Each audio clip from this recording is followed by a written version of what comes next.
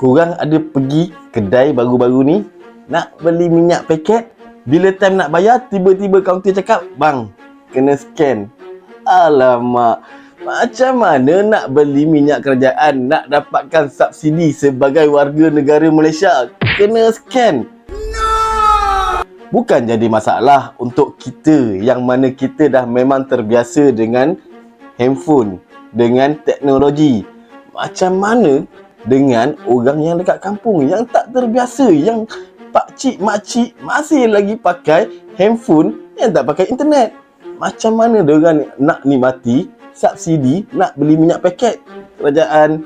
Fikirkan balik apa yang korang dah buat. Ini bukan menyenangkan tapi lebih menyusahkan. Jangan sampai rakyat bersuara.